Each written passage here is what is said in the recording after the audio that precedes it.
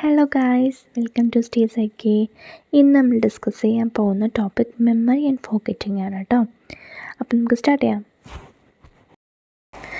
Memory എന്ന് പറയുന്നത് നമ്മുടെ ഒരു എക്സ്പീരിയൻസോ നമ്മൾ ലേൺ ചെയ്തൊരു കാര്യം നമ്മുടെ മൈൻഡിൽ സ്റ്റോർ ചെയ്തിട്ട് പിന്നീട് നമ്മളതിനെ ഏതെങ്കിലും ഒരു സിറ്റുവേഷനിൽ യൂസ് ചെയ്യുന്നതോ അല്ലെങ്കിൽ റീപ്രൊഡ്യൂസ് ചെയ്യാൻ പറ്റുന്നതോ ആയിട്ടുള്ള നമ്മുടെ മൈൻഡിൻ്റെ എബിലിറ്റീനെ അല്ലെങ്കിൽ പവറിനാണ് നമ്മൾ മെമ്മറി എന്ന് പറയുന്നത്.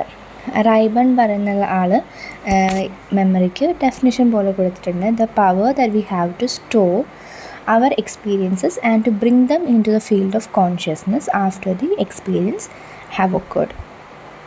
അത് ഓൾറെഡി ഒക്കർ ചെയ്തിട്ടുള്ള ഒരു കാര്യമാണ്. അത് എക്സ്പീരിയൻസ് ആവാം. അത് നമ്മൾ പിന്നീട് ഓർത്തെടുക്കാൻ പറ്റുന്ന ഒരു എബിലിറ്റീനെയാണ് നമ്മൾ മെമ്മറി എന്ന് പറയുന്നത്. പിന്നെ ഈ mechanism of the process of മെമ്മറൈസേഷനിൽ എങ്ങനെയാണ് മെമ്മറൈസ് ചെയ്യുന്നത് എന്നാണ്. അപ്പം നമ്മൾ കണ്ട ഓരോ ഇവൻ്റ് ആണെങ്കിലും അല്ലെങ്കിൽ നമ്മൾ ലേൺ ചെയ്ത കാര്യം നമ്മുടെ മെമ്മറിയിൽ ഇമേജസ് ആയിട്ട് അല്ലെങ്കിൽ ട്രേസസ് ആയിട്ട് സ്റ്റോർ ചെയ്യും. അതിനെ എൻഗ്രാംസ് എന്ന് പറയും. ഈ സാധനം സെൻട്രൽ നെർവസ് സിസ്റ്റത്തിലാണ് പ്രിസർവ് ചെയ്ത്, മീൻസ് അവിടെയാണ് സ്റ്റോർ ചെയ്ത് വെക്കുന്നത്. ആ ഒരു പ്രോസസ്സിനെയാണ് റീറ്റെയിനിങ് എന്ന് പറയുന്നത്. നമ്മൾ ഫസ്റ്റ് ഒരു സംഭവം ലേൺ ചെയ്യുന്നു, അത് നമ്മുടെ ബ്രെയിനിൽ സ്റ്റോർ ചെയ്ത് സെൻട്രൽ നെർവസ് സിസ്റ്റത്തിൽ പ്രിസർവ് ചെയ്ത് വെക്കുന്നു. എന്തായിട്ട്? മെമ്മറി ഇമേജസ് അല്ലെങ്കിൽ ട്രേസസ് ആയിട്ട്, എൻഗ്രാംസ് ആയിട്ടാണ് സ്റ്റോർ ചെയ്ത് വെക്കുന്നത്. ആ ഒരു പ്രോസസ്സിനെ നമ്മൾ റീറ്റെയിനിങ് എന്ന് പറയുന്നു. പിന്നെ നമുക്ക് ആവശ്യമുള്ള സമയത്ത് നമ്മൾ റെക്കഗ്നൈസ് ചെയ്യുക അല്ലെങ്കിൽ റീകോൾ ചെയ്യാൻ പറ്റുന്നതിനെയാണ് നമ്മൾ മെമ്മറൈസേഷൻ, അല്ലെങ്കിൽ അതാണ് ഒരു മെമ്മറൈസേഷൻ്റെ പ്രോസസ്സ് അല്ലെങ്കിൽ മെക്കാനിസം എന്ന് പറയുന്നത്. ഇനി ടൈപ്സ് ഓഫ് മെമ്മറീസിൽ ഇമ്മീഡിയറ്റ് മെമ്മറി ഉണ്ട്, sensory memory, short term memory, അതേപോലെ long term memory. Immediate memory എന്ന് പറഞ്ഞു കഴിഞ്ഞാൽ നമ്മൾ സെൻസറി മെമ്മറി എന്നും പറയും. നമ്മളിപ്പോൾ ഒരു സാധനം കണ്ടു, അത് നമുക്ക് ഓർമ്മയുണ്ട്. ഒരു സ്പ്ലിറ്റ് ഓഫ് സെക്കൻഡിൽ നമ്മൾ കാണുന്നു, നമുക്ക് ഓർമ്മയുണ്ട്. ഒരു നമ്പർ ഇപ്പം നമ്മൾ റാൻഡമായിട്ട് ഇപ്പോൾ തിയേറ്ററിൽ പോയിട്ട് നമുക്ക് നമ്മുടെ സീറ്റ് നമ്പർ കിട്ടി, അത് നമ്മൾ കാണുന്നു, നമ്മളവിടെ പോയിരിക്കുന്നു. പിന്നെ അതിന് ശേഷം നമ്മളോട് ചോദിച്ചു കഴിഞ്ഞാൽ നമുക്ക് ഓർമ്മ ഉണ്ടാവില്ല. ആ ഒരു ടൈമിൽ തന്നെ നമ്മളത് മറക്കുകയും ചെയ്യും. പുതിയ കാര്യങ്ങൾ ആഡ് ചെയ്തുകൊണ്ടിരിക്കുമ്പോൾ നമ്മളത് മറക്കുകയും ചെയ്യുന്നു. അതാണ് ഇമ്മീഡിയറ്റ് മെമ്മറി. ഇനി ഷോർട്ട് ടേം മെമ്മറിയിൽ നമ്മൾ ടെമ്പററി ആയിട്ട് മെമ്മറി എന്ന് പറയും. അതായത് നമ്മൾ ടെമ്പററി ആയിട്ട് സ്റ്റോർ ചെയ്ത് വെക്കുക. അത് നമുക്ക് കുറച്ചിങ്ങനെ ഒരു ടൈമിലോട്ട് ഒരു 30 സെക്കൻഡ്സ് എങ്കിലും നമ്മൾ ആ ഒരു കാര്യം നമ്മൾ കാണുക അല്ലെങ്കിൽ എന്താ പറയുക ലേൺ ചെയ്യുകയോ ഒക്കെ ചെയ്ത് കഴിഞ്ഞ് നമ്മൾ കുറച്ച് ടൈമിലോട്ട് അത് സ്റ്റോർ ആയിട്ടിരിക്കുന്ന ഒരു സംഭവമാണ് ഷോർട്ട് ടേം മെമ്മറി എന്ന് പറയുന്നത്. പിന്നെ ലോങ് ടേം മെമ്മറി എന്ന് പറഞ്ഞു കഴിഞ്ഞാൽ നമ്മൾ അത്യാവശ്യം നല്ലപോലെ പ്രാക്ടീസ് ചെയ്ത് അത് നല്ല റിഹേഴ്സലെടുത്ത് നമ്മൾ ഈ പഠിക്കുന്ന സമയത്തൊക്കെ നമ്മൾ ലോങ് ടേം മെമ്മറിയിലേക്ക് അത് മറക്കാതിരിക്കാൻ വേണ്ടി എപ്പോഴാണെങ്കിലും അത് മറക്കാതെ, ഇപ്പോൾ ഒരു ഡ്രൈവിംഗ് നമ്മൾ പഠിക്കാമെന്ന് വെച്ചു, നമ്മൾ പ്രാക്ടീസ് ചെയ്തുകൊണ്ട് ഇരിക്കുന്നിട്ട് നമ്മൾ ഓട്ടോമാറ്റിക്കലി അത് പഠിച്ചു കഴിയും. പിന്നെ നമുക്ക് അത് ഓർത്തെടുക്കേണ്ട ആവശ്യം ഉണ്ടാവില്ല. സോ അങ്ങനെ നമ്മൾ കണ്ടിന്യൂസ് ആയിട്ട് പ്രാക്ടീസോടെ നമുക്കത് പഠിക്കും. അപ്പോൾ നമ്മളത് ലോങ് ടേം മെമ്മറിയിലോട്ട് എന്താണെങ്കിലും ഒരു കണ്ടിന്യൂസ് ആയിട്ടുള്ള റിഹേഴ്സൽ കൂടെ മാത്രമാണ് ലോങ് ടേം മെമ്മറിയിൽ. ഷോർട്ട് ടേം മെമ്മറിയിലെ തിങ്ങാണ് ലോങ് ടേം മെമ്മറിയിലേക്ക് നമ്മൾ കൊണ്ടുപോകുന്നത്. അപ്പോൾ ഒരു ലോങ് ടേം ആയിട്ട് അതവിടെ നിൽക്കും. പിന്നെ നമ്മുടെ മെമ്മറി കണ്ടുപിടിക്കാൻ വേണ്ടിയിട്ട്, സ്റ്റഡി ചെയ്യാൻ വേണ്ടിയിട്ട് യൂസ് ചെയ്യുന്ന ഒരു ഇൻസ്ട്രുമെൻ്റാണ് മെമ്മറി ഡ്രം എന്ന് പറഞ്ഞിട്ടുള്ള ഇൻസ്ട്രുമെൻറ്റ്. അതിൽ നമ്മൾ എത്രത്തോളം റിട്ടൻഷൻ, അതായത് എത്രത്തോളം നമ്മൾ സ്റ്റോർ ചെയ്ത് വെക്കുന്നുണ്ട് എന്നുള്ളതാണ് നോക്കുക. അതായത് എമൗണ്ട് ഓഫ് ലേൺഡ്, നമ്മൾ എത്രത്തോളം ലേൺ ചെയ്തു മൈനസ് എമൗണ്ട് ഓഫ് ഫോർഗോട്ട്, എത്രത്തോളം നമ്മൾ മറന്നുപോയി എന്നുള്ളതാണ് എമൗണ്ട് ഓഫ് റിട്ടൻഷനിൽ വരുന്നത്. മെമ്മറി ഡ്രമ്മിലെന്ന് പറഞ്ഞു കഴിഞ്ഞാൽ അതൊരു ഇൻസ്ട്രുമെൻ്റാണ്. അതിൽ നമ്മൾ മീനിങ്ലെസ് ആയിട്ടുള്ള കുറച്ച് വേർഡ്സും അതുപോലെ നോൺസെൻസ് സിലബസ് എന്ന് പറയാം, മീനിങ്ലെസ് ആയിട്ടുള്ള റാൻഡമായിട്ട് എന്തെങ്കിലും RYAN അതുപോലെ അങ്ങനെ എന്തെങ്കിലും ഒരു മീനിങ് ഇല്ലാത്ത വേർഡ്സ് നമ്മൾ കൊടുക്കും. അപ്പോൾ അങ്ങനെ ഏത് വേർഡ്സാണ് ഏറ്റവും കൂടുതൽ നമ്മൾ മെമ്മറൈസ് ചെയ്യുന്നത് എന്നുള്ളതൊക്കെ കണ്ടുപിടിക്കാൻ വേണ്ടിയിട്ടാണ് നമ്മൾ മെമ്മറി ഡ്രം യൂസ് ചെയ്യുന്നത്. അതുപോലെ എത്രത്തോളം നമ്മൾ സ്റ്റോർ ചെയ്ത് വെക്കുന്നുണ്ട് എന്നുള്ളതൊക്കെ കണ്ടുപിടിക്കാൻ വേണ്ടിയിട്ട്.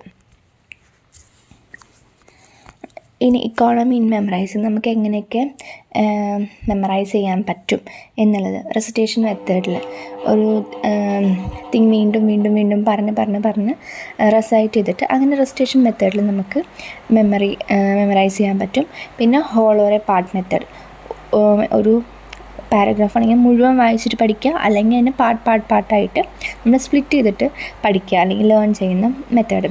പിന്നെ സ്പേസ്ഡ് ആൻഡ് അൺസ്പേസ്ഡ് മെത്തേഡ്, അതായത് നമ്മൾ ഹോൾ തിങ് ഒറ്റ സ്ട്രെച്ചിലിരുന്ന് പഠിക്കുക, പക്ഷെ അതുപോലെ തന്നെ അതിനാണ് സ്പേസ്ഡ് എന്ന് പറയുന്നത്. അൺസ്പേസ്ഡ് എന്ന് പറയുമ്പോൾ നമ്മൾ ആദ്യം കുറച്ച് ടൈം എടുത്ത് പിന്നെ കുറച്ച് ബ്രേക്ക് എടുത്ത് പിന്നെ അങ്ങനെയുള്ളതിനാണ് അൺസ്പേസ്ഡ് മെത്തേഡ് എന്ന് പറയുന്നത്.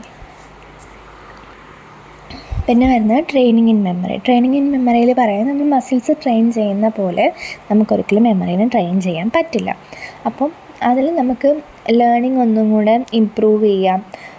അതുപോലെ റീകോൾ ചെയ്യുന്നത് കുറച്ചും കൂടെ നല്ല എൻവയോൺമെൻറ്റിൽ, അതുപോലെ എന്താ പറയുക ആൻസൈറ്റി, അതുപോലെ ഫിയർ, അതുപോലെ സ്ട്രെസ്സൊന്നും ഇല്ലാത്ത ഇതിൽ അങ്ങനെയൊക്കെ നമുക്ക് റീകോൾ ചെയ്യാൻ പറ്റുള്ളൂ. അല്ലാണ്ട് നമുക്ക് ട്രെയിൻ ചെയ്തെടുക്കാൻ പറ്റില്ല നമ്മുടെ മെമ്മറീനെ എന്നാണ് പറയുന്നത്. അപ്പം ഇതിൽ നമുക്കൊരു കോൺഫിഡൻസും വേണം ലേൺ ചെയ്യുമ്പോൾ, അതുപോലെ ഇൻട്രസ്റ്റും അറ്റൻഷനും വേണം ലേൺ ചെയ്യുമ്പോൾ. ഈ മെമ്മറി ഇൻക്രീസ് ചെയ്യാൻ വേണ്ടിയിട്ടുള്ളതാണ് കേട്ടോ. പിന്നെ പ്രോപ്പർ മെത്തേഡ് ഓഫ് മെമ്മറൈസ്, നമുക്ക് നമ്മുടേതായിട്ടുള്ളൊരു മെത്തേഡ് ഉണ്ടായിരിക്കും ഇപ്പം നമ്മൾ ഫോളോ ചെയ്യുന്ന ആ ഒരു മെത്തേഡ് ഫോളോ ചെയ്യാം. പിന്നെ പ്രിൻസിപ്പിൾ ഓഫ് അസോസിയേഷൻ, നമ്മൾ ഒന്നിനെ റിലേറ്റ് ചെയ്തിട്ട് വേറൊരു കാര്യം ലേൺ ചെയ്യാം. അങ്ങനെയാണെങ്കിൽ കുറച്ചുകൂടി മെമ്മറൈസ് ചെയ്യാൻ ഈസി ആയിരിക്കും. അതുപോലെ ഗ്രൂപ്പിംഗ് ആൻഡ് റിതം, നമ്മൾ ഗ്രൂപ്പ് ചെയ്തിട്ട് ഈ ഫോൺ നമ്പറൊക്കെ നമ്മൾ പഠിക്കുന്ന സമയത്ത് നമ്പേഴ്സ് ഒരുമിച്ച് പറയുമല്ലോ, നമ്മളങ്ങനെ കുറച്ച് ഗ്യാപ്പ് ഇട്ട് സ്പേസ് അങ്ങനെ പഠിക്കുമല്ലോ. 3 നമ്പേഴ്സ് മാത്രം 2 നമ്പർ അങ്ങനെ വെച്ചിട്ട്. അപ്പോൾ അങ്ങനെ ഗ്രൂപ്പിംഗ് ആൻഡ് റിതം, അതിനാണ് ഗ്രൂപ്പിംഗ് ആൻഡ് നമ്മൾ റിതമായിട്ട് ഗ്രൂപ്പ് ചെയ്തിട്ട് ലേൺ ചെയ്യുന്നതിന്. പിന്നെ യൂട്ടിലൈസിങ് സെൻസസ്, നമ്മൾ സെൻസസ് യൂസ് ചെയ്തിട്ട് വിഷ്വലൈസ് ചെയ്തിട്ട് ഓഡിറ്ററി അങ്ങനെ എല്ലാ സെൻസസും യൂസ് ചെയ്ത് പഠിച്ചു കഴിഞ്ഞാൽ കുറച്ചും കൂടെ ലേൺ ചെയ്ത് കഴിഞ്ഞാൽ നമുക്ക് കുറച്ചും കൂടെ നന്നായിട്ട് മെമ്മറൈസ് ചെയ്യാനും അതുപോലെ അത് സ്റ്റോർ ചെയ്യാൻ യൂസ്ഫുള്ളായിരിക്കും. പിന്നെ നമ്മൾ നല്ല എൻവയോൺമെൻ്റ് ആയിരിക്കണം. ഇൻറ്റേർണൽ ഫാക്ടേഴ്സ്, നമുക്ക് എന്താ പറയുക സ്ട്രെസ്സും അതുപോലെ നമുക്ക് എന്തെങ്കിലും ഇൽനെസ് ഉണ്ടെങ്കിൽ അതൊക്കെ ലേണിങ്ങിനെയും അതുപോലെ മെമ്മറൈസേഷനും എഫക്റ്റ് ചെയ്യും. പിന്നെ റിപ്പിറ്റേഷൻ ആൻഡ് പ്രാക്ടീസ്, റിപ്പിറ്റേഷനും പ്രാക്ടീസ് ഉണ്ടെങ്കിൽ മാത്രമേ ലോങ് ടൈം മെമ്മറിയിലേക്ക് ചേഞ്ച് ചെയ്യാൻ പറ്റുള്ളൂ. അപ്പോൾ അതും ഇമ്പോർട്ടൻ്റ് ആണ്. ഇനി വരുന്നത് ഫോർഗെറ്റിംഗ് ആണ്. ഫോർഗെറ്റിംഗ് എന്ന് പറഞ്ഞു കഴിഞ്ഞാൽ നമ്മൾ റീകോൾ ചെയ്യാനുള്ള ഒരു ടെമ്പററി ആയിട്ടുള്ള അല്ലെങ്കിൽ പെർമനൻ്റ് ആയിട്ടുള്ള ഒരു ലോസ്, അതിനെയാണ് നമ്മൾ ഫോർഗെറ്റിംഗ് എന്ന് പറയുന്നത്. നമ്മൾ ഓൾറെഡി പഠിച്ചൊരു കാര്യം അല്ലെങ്കിൽ ലേൺ ചെയ്ത കാര്യം, എക്സ്പീരിയൻസ് ചെയ്ത കാര്യം നമുക്ക് അത് ഓർത്തെടുക്കാനുള്ള ഒരു എബിലിറ്റി ലോസ് ആവുന്നതിനെയാണ് നമ്മൾ ഫോർഗെറ്റിംഗ് എന്ന് പറയുന്നത്, മറന്നു പോവുക.